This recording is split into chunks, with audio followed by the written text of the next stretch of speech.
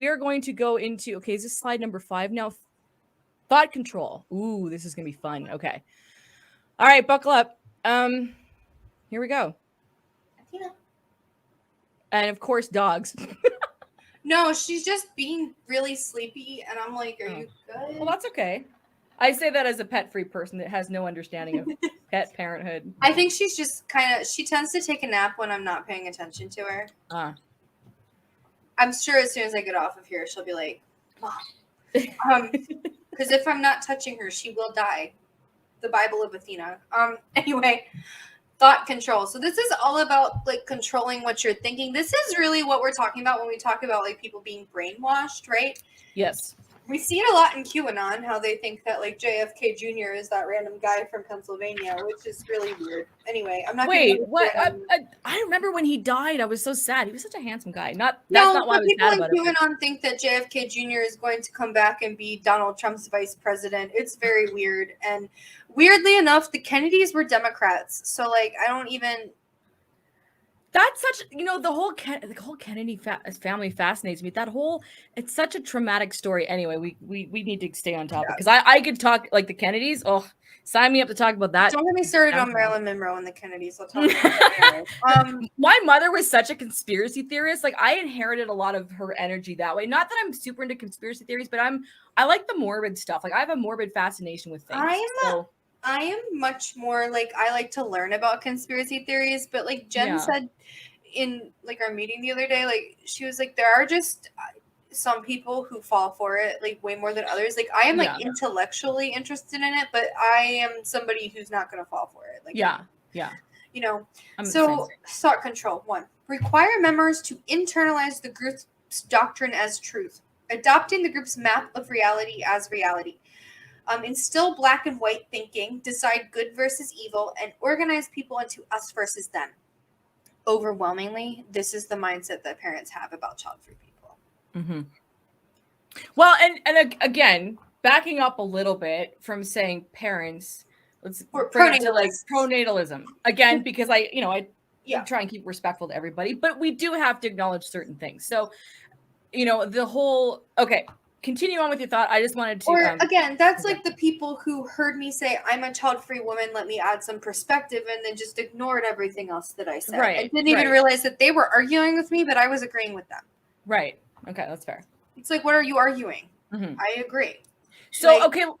All right. So let's talk about, again, the thought that, the pronatalist perspective, like having kids, being a family, this is the only way to go. And what's the reality? And also to the reality of like being a child-free person, you're going to be lonely. You're going to be sad. You have no one to take care of. All like the fear tactics. Did they go into fear in this one? Fear is emotional. Because, all right. Well, then we'll leave that part out. So, and here's the other thing. I'm going to hearken this back to an episode of Childfree Girls that you guys did. New episode out today, by the way. Gotta get that plug in. When I heard the one where you guys talked about, what was her name? The girl who was in Italy. Oh, Amanda Knox. Yes. Amanda Knox. How she said that she thinks that fertility should be taken into account when people give birth, and that giving birth made her so much more empathetic. Being sentenced. Yeah. Sentencing. And I don't remember if it was you or it might have been Isabel who said that a lot of parents say they become more empathetic when they have kids, but they really just become more empathetic to other parents. I think it was Isabel who said that. And I'm not saying that all of them do, but that's another big thing. People say all the time, as a mom, this disturbs me. It's like it wouldn't have disturbed you before you were a mom. Right. It's that qualifier as a mom. Like when like say like a kid goes missing and someone says, as a mom, this is terrifying. It's like, it's terrifying to me and I'm not a mom. Like that's terrifying. Yeah. That's terrible.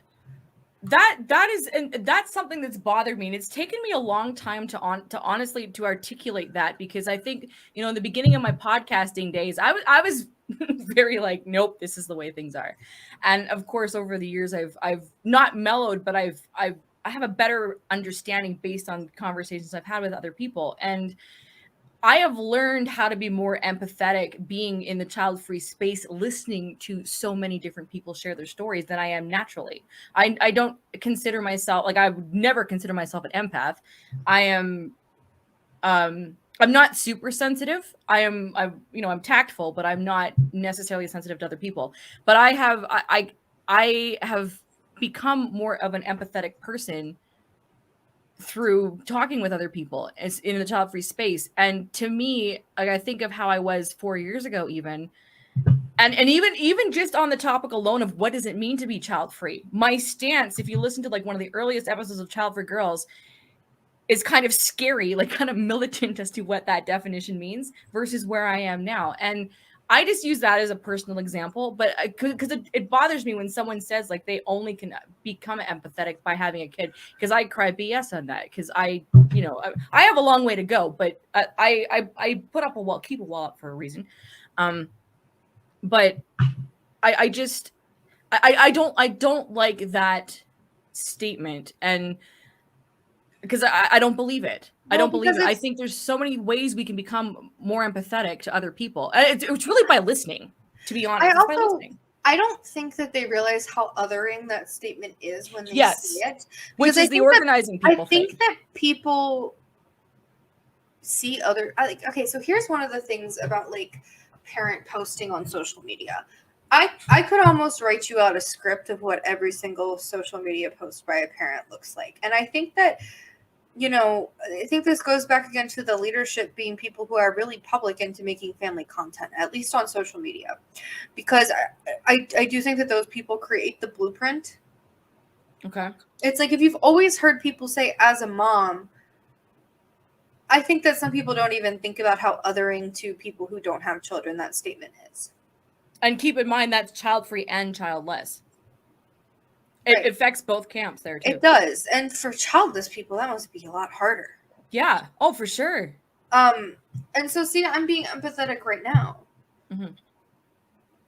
But I can tell you that some of the people harassing me over my miscarriage were moms. So it's like, are you really that much more? Are you really more empathetic? And this goes back to our conversation about how we feel more at ease in child-free spaces, or can feel at ease in child-free spaces, to share our stories and just to be ourselves, because the level of judgment tends to be less. Not always the case, but. And I mean, we even have a mom in Child-Free True Crime Room. We do. We do. We do. And she agrees with us.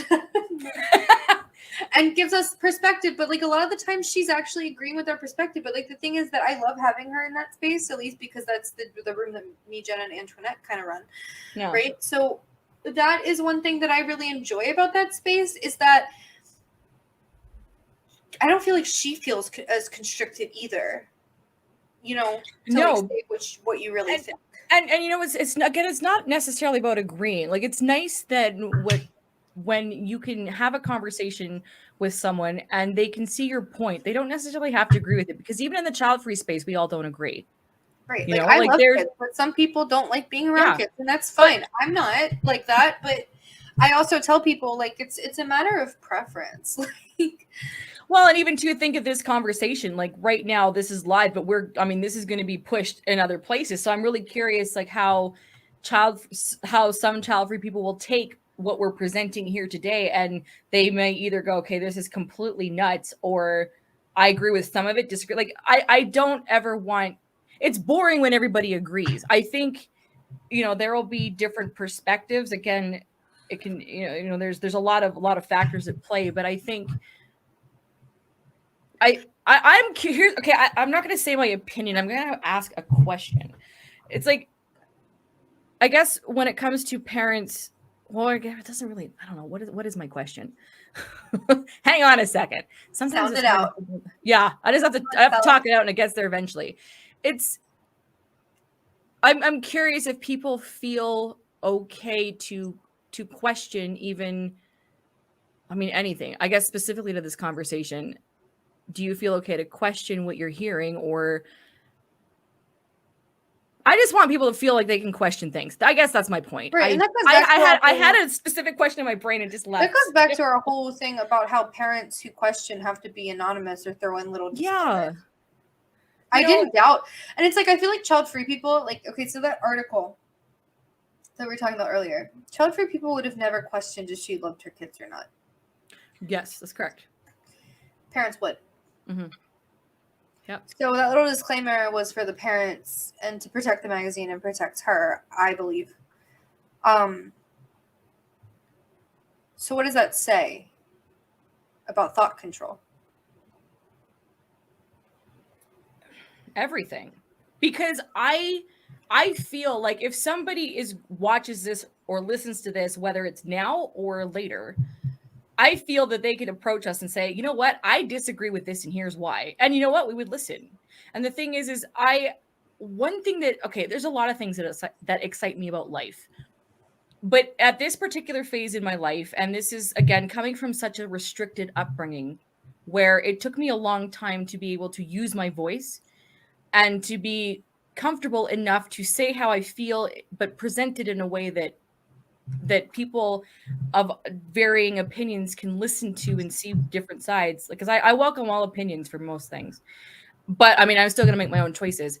But if somehow we can highlight that you can have an open dialogue in child-free spaces about many things, specifically child-free issues, so if someone, I mean, let's look at people who don't have kids who actually are child-free by choice, but don't identify as such because they think our community is ridiculous or they don't see a need to have these conversations. I welcome that because I want to know, like, why, not to change their mind, but just tell me, how do you feel? Because when you vocalize something and you explore something, again, this is what deconstruction is. It's just going through all the and I have been learning, right? I also worry about going too hard on the child-free thing. And I'm going to explain what I mean by that. Okay. I have been begging and begging for a pronatalist to explain their logic to me. A pronatalist to explain pronatalism logic to you? Yes. Okay. All right. Because I want to know. Not that I think that it'll change my mind. I'm very, very set. Like, pronatalism or not, even if we weren't having this conversation, I cannot imagine ever putting myself through anything like that ever again, right? Especially because, like I said, there's a movie and a book called The Green Mile. Mm-hmm. And I felt like the whole time that I was going through that, I felt like I was walking the Green Mile, right? Interesting.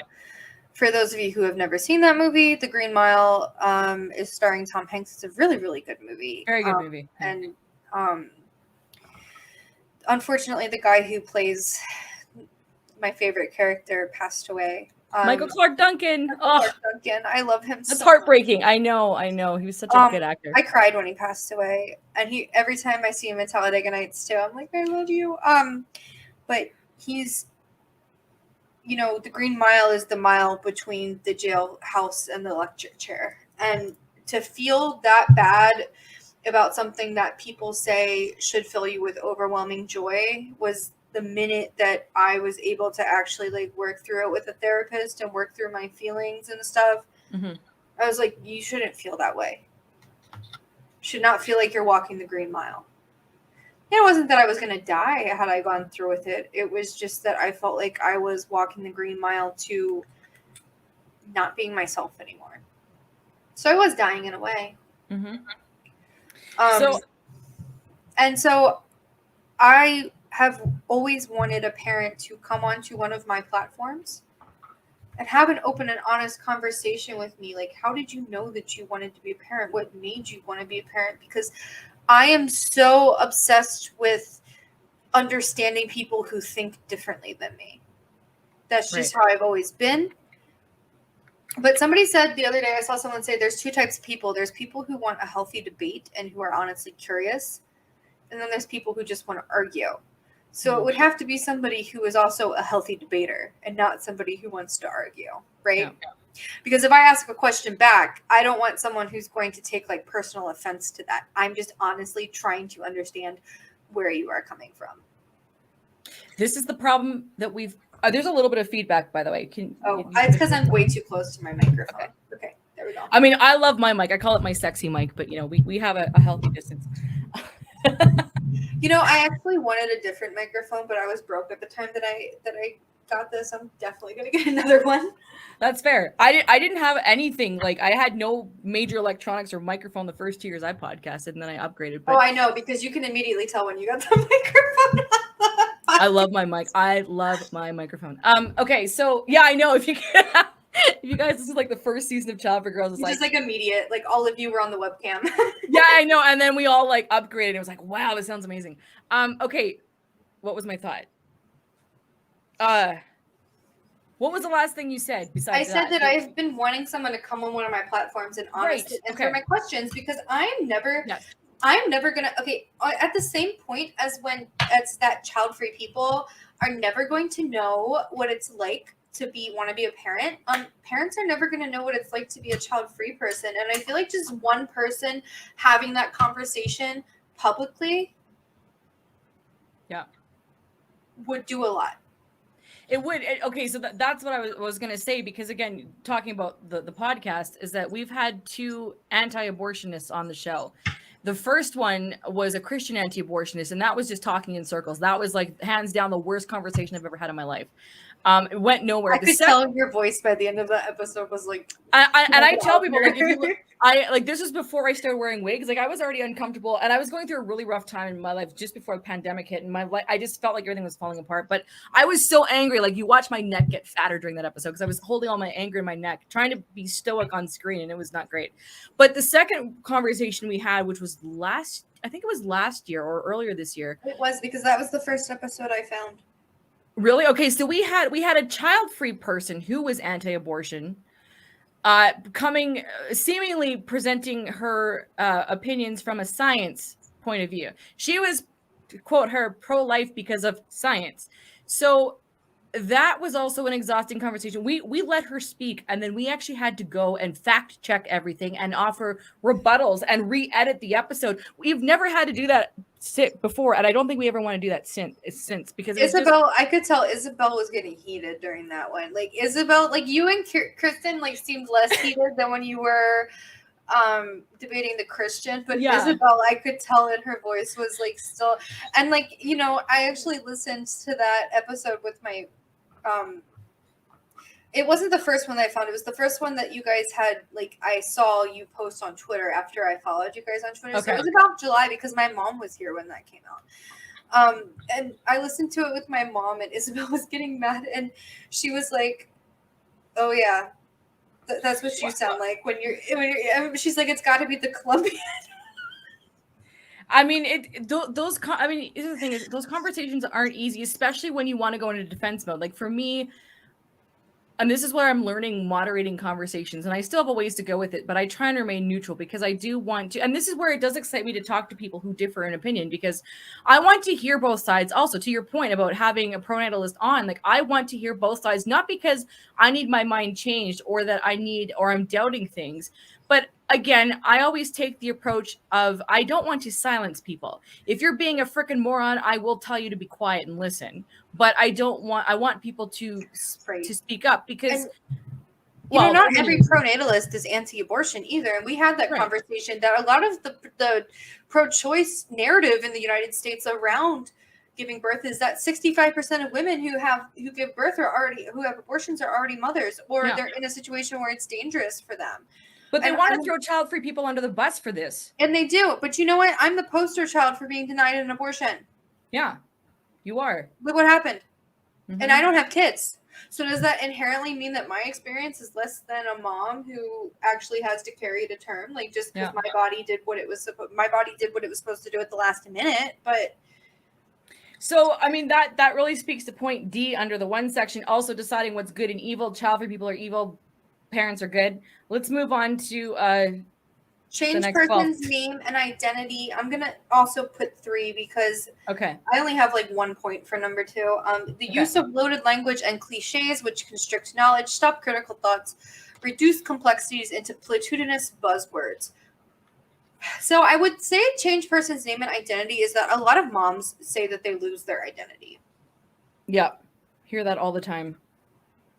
And honestly, as a child-free person, I can't imagine losing my identity. Like my identity, and that's why I think I need people to understand why we call ourselves child free, because if part of your identity can be mom, then part of our identity can be child free.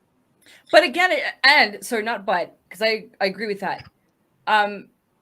This is pushback I see on social media where it's like, you're making an entire page about your identity for not having kids. Like, what's wrong with you? I love that comment because it's so ridiculous, because they would not say that to parents. They would not say that to parents at all. Like, imagine if one of us went onto a mommy blog and we're like, why are you making your whole identity around we would probably be banned. Like, something would happen. I would get kicked off of Instagram and never be allowed to be back on it again. That's why I don't do it. But there have been times where... That's why you don't do it. Well, also it's rude. Okay, so there have been times where people have come at me like that, and I have been like, I want to go on their account, find a picture of their kids, and be like, but I have to stop myself. And here's the thing. Child-free people are not allowed to be assholes. Not that I want to be an asshole, but I've been trying to explain to people, like on TikTok and stuff, that a lot of child-free people who do end up being assholes to parents, it's because of years and years of having to be silent about our feelings. Yeah. Why do you get safe spaces? Because you have kids and we can't have our safe space. You guys are coming into our safe space. And this is again one of the, it's not the biggest thing about pronatalism, but it's so, I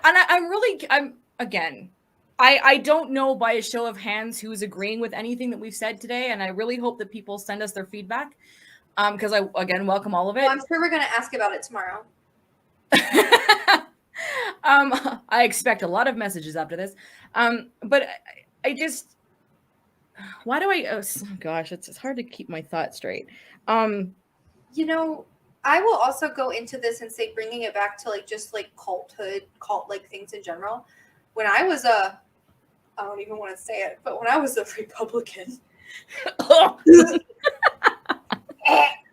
we still friends? I was so much more tied to the idea of being a Republican than I was to actually looking at the policy. But now that I am a leftist, I don't care. Like, I'm not making being a Democrat my entire identity. Whereas when I was a Republican, it was my entire identity. Any attack on Republican conservative ideology was an attack on me and my family. Whereas now, like, if someone doesn't agree with me, I'm like, okay, I think that you're an asshole, but like, that's cool. Now, okay, so let's just stay on that subject for a second. Pro-lifers make it their identity too. But does that have anything to do with being secure in who you are, though? Because look, I get attacked for my child-free stance and other things, but I am secure in my choices. I'm secure in myself as a person, and I'm secure in life. Cults offer a false sense of security. Oh, I was getting mad because I was getting mad because I was actually secretly questioning those beliefs. But I think that sometimes the people who are questioning their beliefs are the ones that fight back the most. It's like the thou doth protesteth too much about the men, the senators there was a senator in the 90s and he was the most homophobic jerk ever. And he was caught in a dressing room with a male prostitute. Of course he was. Yes. That's what I'm saying. And you don't see people on like who are more progressive in thought getting caught like that, right? No. Okay. Well, and yeah, okay, so that answers the question, because I feel, again, like I even look at the exchange I had with my aunt today, who is child-free, but different generation, and I haven't spoken to her in a while, and I don't, like, she's obviously got something on there. But even when she sent me, like, this really intense email, really knocking, like, the whole sterilization article, because I was in the... so she saw the article, and then I sent her the Daily Mail article that was about sterilization, and I'm again not sterilized, but they had interviewed me, and so I had given my thoughts. And I don't even know if she read my segment, but she just went off, and probably on the Gen Z girls. So but she was making it about me, so I read it, and I didn't feel a certain way, because again I have a 4-year body of work in the child-free space that I am proud of, and that I am, again, secure in my decisions. I stand by what I have done and what I say, and my thoughts have evolved over the years, but I am secure in, like, people can come at me with their thoughts and opinions that completely disagree and try to obliterate me, and I will listen and I will absorb it, but I won't internalize it to the point where I'm going to get shut down. It takes a lot. you can't shut LeNora down. You really can't, unless you kill me. So, you know. When I first came into the child-free space, I was so angry. And most people are. I find most people are. At my friends who I felt like, you know, weren't giving the same energy because they had kids. I was angry, and I honestly became very angry at children for a little bit. Okay. That was something I had to work through with my therapist, and I'm just going to be honest right now. I got angry at children because I felt like those, like, when my friends had kids and were not acting the same, were not giving me the same, I was blaming their kids. Okay. Like, if you had never come into the world, then it wouldn't have been messed up. I didn't make this choice. Why am I the one paying for it? Yeah. And I had to really work through that with a therapist. But what I'm trying to explain to parents is that you can avoid your friends becoming angry by just listening, because nobody was listening to me until I found the child-free community and people were echoing my thoughts back and validating my thoughts and my feelings. And honestly, finding the community was more healing than therapy in some ways, because you guys were echoing back what I was feeling and telling me it's okay to feel that way. But when you are child-free and you don't have the community, that is, I think that a lot of the people who express like hatred towards like kids and family, I didn't really mean that I hated kids. All I meant was that I felt so invalidated and like I didn't matter anymore. Right. And that's a hard thing. And I think that a lot of people who do express those opinions, what I've been trying to say is, you know, I think everybody kind of goes through that journey a little bit. I think everybody's a little bit angry when they come in before they actually have the child-free community in the space, which is why it's so important for parents to let us have this community and not try to spy on us and let us validate each other and our opinions. You know what I mean? Mm-hmm. Because I think that, you know, things my friends that I thought I was friends with were saying to me were horrendous. And like I said, I was sitting in the ER with sepsis and people were talking about baby stuff. Mm-hmm. Do you know how hurtful that was to me? In the moment. I don't know, but I can imagine, yes. Right. And in the moment, that was the lowest that I have ever felt. But I don't think that they meant to do it. I think it was pronatalism. You know what I mean? It's like, and then I learned what pronatalism was and I started deconstructing it. And I'm no longer angry at individuals anymore. Look at that. That's why what I'm getting at is that's why this conversation is important, because while parents want support from their friends who don't have kids, it's a two-way street. I'm not going to, like I had told you, and I showed you the cards, I'm not going to pour into an empty cup. Mm-hmm. You know, and it, to the point about friends, like parents with friends, because I have shared this in like Childfree Media chat spaces, and you know, that is one thing that I'm not struggling with as much because I've had to let certain people go.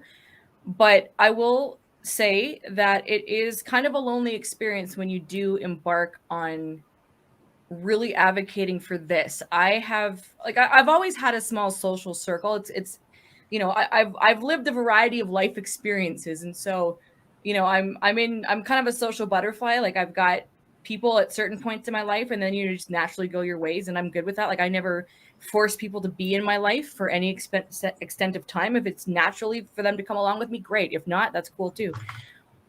The last couple years have definitely, I mean, I have gotten some really, really great, amazing friendships with people in the last couple years in the child-free space, because in my, like, in real life, you know, normal LeNora living here on the Canadian prairies, a lot of people have like disappeared because I mean, okay, we were shut down a lot during the pandemic, but it's not that I had to distance myself, but life has gone a very different direction. And you put yourself out to a certain point, and people have always been supportive. Like those who know me have been supportive that I'm not going to have kids. But once I started talking about it, it took it to a different level, and people reacted a little bit differently. I still have a lot of support, but I think of even those who were my closest friends, like we don't talk anymore. And I mean, I'm also very busy, but I'm never too busy for people. But it's just there's been a massive disconnect, and it is a bit of a lonely experience. Like, to be honest, when you kind of venture out in this way, and I'm starting to, I don't know, be seen a bit more, and it's hard because I have been supportive. Look, we talk about when your friends started having kids, and to me, the hardest experience was when my brother started having kids, because it didn't change our relationship. Our relationship is great. My dad and my brother are massive supporters of what I do, and I really appreciate it. But I was supportive of my friends when they had kids. And again, I don't support people with the expectation they support me back. I do demand respect. We respect each other whether we agree or not. That respect is a two-way street, and if you're not going to respect me, then you're not in my life. But again, I don't expect them to I don't know what I'm trying to say.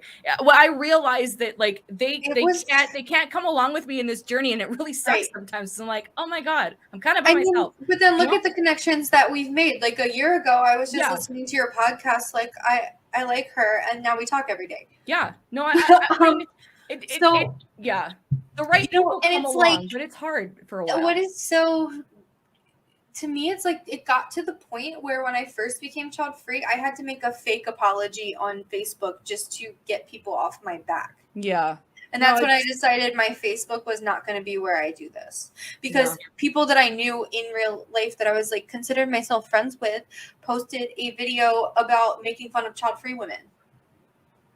Right. Yeah. I mean, that happens. It's like, so we can't say anything negative about pronatalism or parenthood, but you can make fun of me? Yeah. And the worst thing about it was a woman who didn't even have kids. She just wants them one day. Yeah. And like obsessively to the point where it's like, are you going to steal a baby? Like type of thing. But like, it's like, you have dogs. You call them your mom. You travel all the time. I'm not out here doing any of that stuff. Why are you making fun of me when you're doing the exact things that this video is making fun of? And also, why did the mom who even posted that TikTok to begin with think that it was necessary to make fun of child-free women for being proud of their child-free choice? You can be proud of being a mom. Mm-hmm. And that's the kind of parents that I do think are in the toxic trenches of pronatalism, and that you are so unhappy with your life. I've always said the most happy parents are the ones that support the child-free community, because us making a different choice is not a judgment on them. Like your brother likes being a dad. Yep. Your brother probably might revise the way he became a dad. Like, now. I think he would, yes. But he's told you, I always wanted to be a dad. Well, no, he not to that being a point. Dad was in the cards. Yeah, he figures that he probably would not have been child free. No, right, but like I think he might have revised the way he came about. Yeah, maybe waited a few more years instead of being 19. But yes, right. I mean, I think anybody would in that situation. But the whole thing about it is, if you're actually happy with your decision being a mom, then you'll be happy with us. I think again, it's thou doth protesteth too much. Mm-hmm. I completely agree. All right. What point are we on? We are encourage only good and proper thoughts. Okay. I don't think hypnotic techniques is like relevant, so we're going to skip 5. Well, but you know what? I would argue, though. Hormones. I mean, this is. Oh, don't get me started on hormones. Although, no, hang on. Advertising, marketing. I think that's hypnotic. Yeah. You're constantly everywhere we go, where everything's geared towards families. I consider that hypnotic. You can disagree with me on that one, but I think that it's true. But when I think about like a hypnotic state, but like you're right, that is subtle propaganda, like subtle messaging. So let's see. Memories are manipulated and false memories are created. Again, that's Instagram. Instagram, but again, that's those people who are like, I used to be child free once, and it's like I feel like you're just remembering yourself as child free so that you can one up us. Like you weren't actually child free, you were just being responsible and waiting until you were old enough and ready. And see, knowing you want kids or feeling you want kids one day, that's not child free to me. You just don't have children in the moment. Right. People use the term child free for now. I don't really buy into that, because that's still hijacking child free. That is I actually had men say I'm child free for now on dating apps before. I was on them. That's no. And I'm like, okay, well then I'm still not going to date you, because there's a we could date for 2 years and you could be like, I want to have kids, and I could be like, I don't get. I used to get involved with people who had kids like on a sexual level, but now I won't do that either. No, and I did once, and it was still weird. Yeah, well, come on, like when you're horny, they're like, sorry, I gotta take my kids somewhere. I'm like, come on. No, I mean, I like I said, I don't date, I mean, but he never did that, but it was still just like I had it in the back of my head. That happened one too many times. I'm like, this is stupid. Like, why am I doing? I mean, I was in my 20s, but still. Oh, hey Cody, hi. He texted me. He got some of the live stream. Okay, he's giving it the thumbs up. He's not shutting us down yet, so that's good. Okay. Thanks, Cody. We love you, Cody. We love you, Cody. Speaking of men we respect. Shout out to the Childfree guys who've been watching this. Oh wait, did we accidentally change the panel? We did. Okay. Wait. We accidentally went to emotional control. We're only on numbers. Oh no. We have the saving for the best for last there. Okay, let's keep going. Teaching thought-stopping techniques, which shut down reality testing by stopping negative thoughts and only allowing positive, including denial, rationalization, justification, wishful thinking, chanting, meditating, praying, speaking in tongues, singing or humming. Guys, I messed up on the slide. That should have been A instead of 8. I don't know why it did that. That's PowerPoint. It just automatically changed it. But okay. So basically, we're just talking about thought-stopping techniques, which is like, the praying, the chanting. And I would think like thought-stopping techniques, like as far as pronatalism goes, it's that stigma. It's that as soon as I start to think that that I want to vent about anything, boom. It stops you. Mm-hmm. It's the judgment. And again, it's judgment from other parents most of the time, because if a mom said to me, this shit's hard, I'd be like, cheers. Do you want a glass of wine? Yeah. And do you want to talk about it? I mean, allowing only positive thoughts. I mean, again, this actually does also apply to child-free spaces, because look, there are you can go to groups where it's like happy thoughts only. Let's only talk about the good stuff. I create spaces where we talk about the good, the bad, the ugly, the whatever. And that's those child-free people who don't think that the child-free space is necessary just because they have not individually done stigma. But it's like, just because you haven't experienced it, it's just like gay people who have never had anyone be outwardly homophobic to them. It's like, just because you haven't experienced it doesn't mean we shouldn't talk about it. But quite honestly, Laura, I don't necessarily believe that there is there's a child-free person who has not faced some sort of stigma. They may not react to it. They may not feel. No, and I think that's that pronatalist conditioning where it's like, okay, well, I made this decision, so I'm not allowed to talk about it. And when you're a woman, honestly, you're not allowed to complain about any part of your reproductive life. Oh, when you're a woman, you're not allowed to do many things, apparently.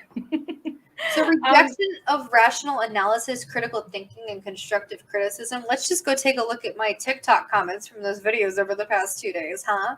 That, you know what? Okay, so I have had one video that's gone to 1.2 million views, and that was on TikTok. That took an entire month of my life to go through those comments, and I still get, I mean, I don't do anything on TikTok, but that thing's still feeding the machine. I mean, I had no idea. Look, Laura and I can tell you, never wish to go viral unless you are ready for it emotionally. Oh, and even yesterday, I had to put my phone down and do paper because I was just like, it's exhausting. Yeah. Well, because it's like you get the same 3 comments and the same 3 bingos over and over again, and you're like, I cannot respond to every single one of you. Please see comment above. You know what I did is I copy and paste. I have on my phone, my lovely iPhone that I had customized because it's my computer. I have things like standard responses for different things that I just copy and paste. And that's hanging out with LeNora is just this. Or what? This is what you see when you hang out with LeNora. Oh, look, come on. Well, no. If we hang out in person, I am not on my phone. I am not like LeNora here. I'm still the same personality, but dirtier. No, anyway. Oh yeah, no, that's true. That's true for certain people, not for everybody. Even the jokes, you're being a lot cleaner, publicly than you are. Well, I have to because I'm representing Childfree Media, and I appreciate a good innuendo, and I like to flirt, but I also think that's the benefit of working with your friends. Well, look, with the converse, I don't. It's not that I present myself because I'm still I'm always like this. Well, unless I'm pissed off, but that gets really fun. But I I'm at that point where I can be myself, even though like I have to alter my appearance a little bit just to really make myself comfortable. But I've been doing it enough times now that I'm okay. Like I could not wear a wig and I'd be fine. But I also have fun with the glam thing. But the point is I want people to put people at ease. I want to feel like you guys, we can have a back and forth conversation, because these are not easy conversations. It's not easy to share what we're sharing, right? But I want to set the tone where people can speak up, because again, I know what it's like to be repressed and not being able to express yourself. And that to me is the worst experience in the world. I am an expressive person. I live to express myself, and everyone's going to express themselves differently. You're not all going to be like me, thank goodness, because the world would be way too loud. But I use my personality as a way to put people at ease, hopefully. So then you can share and we can talk through it, because it's important, even if we're just texting. But yeah, if we're in person, I'm not going to be on my phone. I'll listen to you. These last three, well, I was just joking because you're like, I work on my phone. Anyway. Then I also take things too seriously. Look, if you're going to say something to me, I'm going to respond. I'm going to put these last three together because I think they all 10 to 12?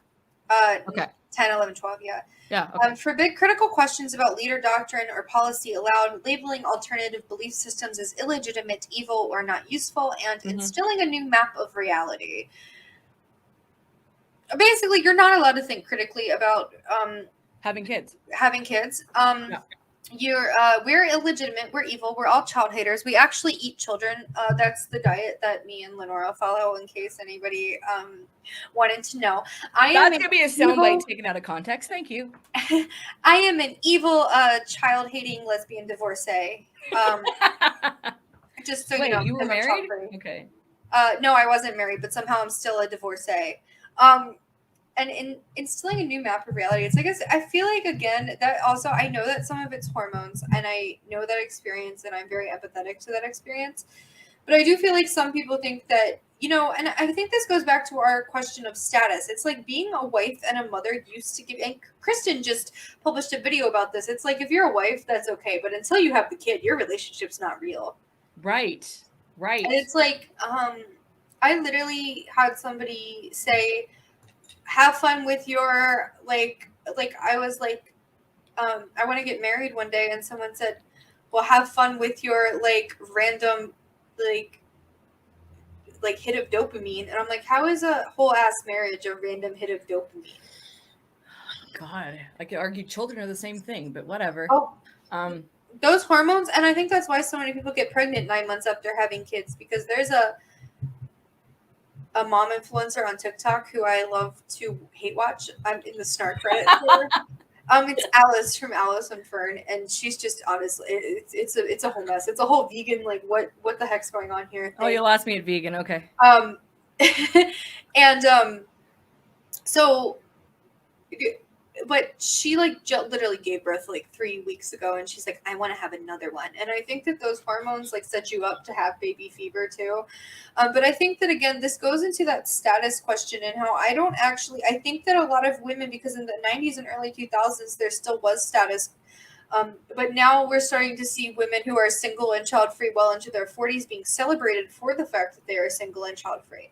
We're starting to see the articles and the studies come out saying that single child-free women make the most money. We are the happiest demographic. And that's even when you break it across race, religion, political affiliation, everything else. We are the happiest demographic across, like, at every age, at every, at every milestone. And I think that kind of feels like attacking mothers to some people, but really, I think it's when you are in the majority and you're getting status from something, and then suddenly people who are in the minority are starting to get attention. I think that it feels a lot more like people don't recognize the feelings of, you know, there's not, like, nowadays, if you want to be a parent, you have to do it because you want to be a parent, not because it gives you some kind of magical status or because it's the next thing, the thing. Yes.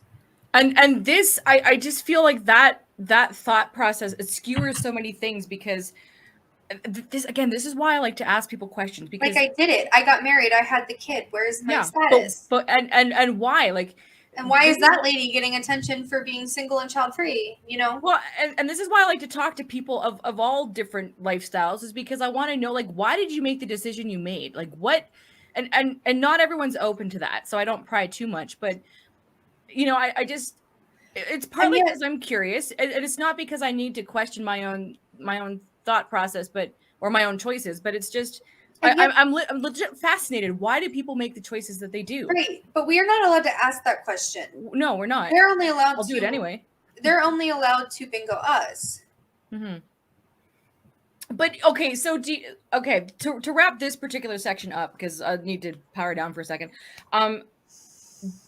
Do you feel that the more, if we had a few people who are willing to, again, I'm thinking pronatalists, who are willing to have those conversations, and it's coming from someone who does have kids, do you feel that the child-free conversation would get a little better reception if we started including?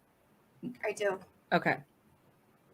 I feel like I set you up just for an easy answer, but I really see. Here's the thing: I really hope that people, and I'm going to say child-free people specifically, I really hope that we get to that level of understanding collectively why it's important to have these conversations with people outside of the community. So yesterday I posted on my Instagram, well, on my social media, I posted the article, the Daily Mail sterilization article that I was in, and someone who doesn't follow me, but I don't think they're familiar with my work, but they commented, they're like, oh, it was a shame it's the Daily Mail, because that is not the readership you want. And I said, I've been doing this for 4 years. I talk to everybody within and beyond the community. I don't want anything I do, including this exact conversation. This is not only for child-free people. That's why I do everything publicly.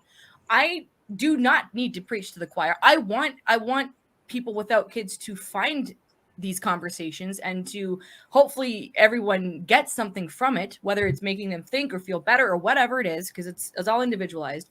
But none of this is for child-free people, like exclusively. Right. And I could hear a parent talk about why they had kids and still feel confident in my choice. And I think that also, I feel like some parents might feel better once they hear our reasoning and they feel more solid in their choice. Yeah, exactly. Like sometimes having those conversations makes you feel more solid in your choice, and it's not a moral judgment.